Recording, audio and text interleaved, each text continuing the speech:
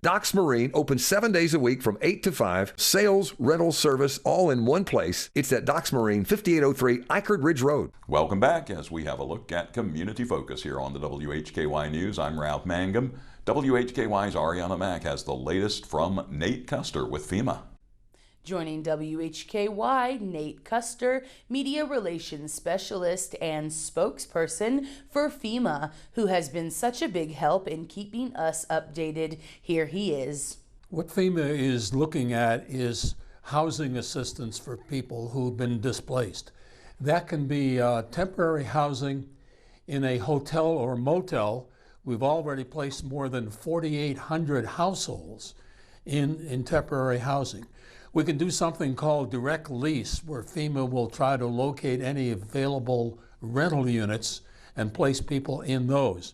Another thing that is there's a possibility for housing assistance is temporary transportable housing. By transportable, I mean a manufactured housing unit. That could be a trailer, that could be a manufactured home. That's something that you don't apply for specifically. Once you've registered with FEMA and we look at your application, we determine the number of people in your household and your immediate housing needs, then we decide which of those folks we want to try to place in the transportable type of housing. We need to find locations for these on private lots or commercial mobile home properties. We have the disaster recovery centers. We still have 21 of those that are operating 7 days a week.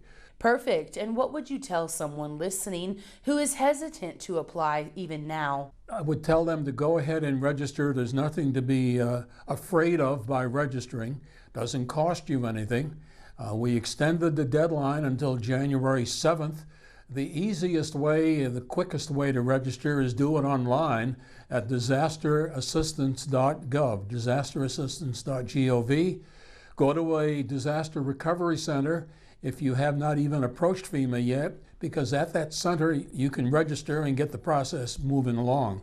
Or you can call 800-621-3362. And one more way to register, there are 4 ways. If you have a smartphone and have a site where you download different types of apps, you go to that site, there is a FEMA app, download that to your smartphone and then use that site to go ahead and register with us. Stay tuned for more updates on WHKY and at disasterassistance.gov. I'm Arianna Mack for WHKY. Thanks, Arianna, and thanks to Nate Custer, as always. Longview will kick off the holidays next week with a first-time event. WHKY's Rob Eastwood caught up with the town's public information officer, who has the details. Here at the Town of Longview offices with Heather Miner, the town clerk, public information officer for the town, and we're going to talk about a big holiday celebration. Did I get all of your titles correct? You forgot event coordinator. Event coordinator. Now that's an important title because we're about to talk about an event which is new. That's right. You're going to light up Longview this year. Tell folks what this is all about. Yeah, thank you, Rob. So we're super excited because we're having our first annual Lighting Up Longview. It'll be held on Tuesday, November 26th. We'll hold that at the Rec Center, which is 3107 2nd Avenue Northwest. It's where our trunk or treat was on Halloween. It's going to be from 5:30 to 8:30, and it's going to be a great time. We've got a lot of things that we'll be doing there. Santa will be there. Is it the Santa?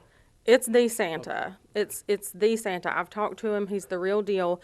We tried to keep it under wraps to keep the Grinch away, but I have heard that he got wind of it, and he's going to be there. But we're going to have officers on standby in case he gets a little unruly so that we can make sure that he doesn't try and take over Christmas. Right. We don't want that to happen. So you talk about this being a first-time event. What went into the planning, and what motivated the town of Longview to do something like this? So we really wanted to just have a good community event. A lot of municipalities have parades, and we just wanted to do something a little different. So my town manager, myself, and our police chief kind of got together and formed a little committee, and we just all put our heads together, and the idea of Lighting Up Longview was born because we just wanted to bring light to Longview. And Longview's going to look great this holiday season, isn't it? It is. We're hoping that the folks in space will be able to see it. So we're hoping to just bring light to Longview. Hopefully they'll let you know. Thank you so much for joining us, and I know you'll keep us posted on future events. Heather Miner, the Town Clerk, Public Information Officer, and Events Coordinator for the town of Longview, and they'll light up Longview on Tuesday the 26th. And with Heather, I'm Rob Eastwood, WHKY News. Thanks, Rob, and thanks to Heather Miner as well. More of that conversation can be found on our YouTube channel. Thank you all for joining us here on Community Focus and the WHKY News. On behalf of Arianna, Mack, Rob Eastwood, Jason Savage, and Nate Custer, I'm Ralph Mangum. This has been the WHKY News.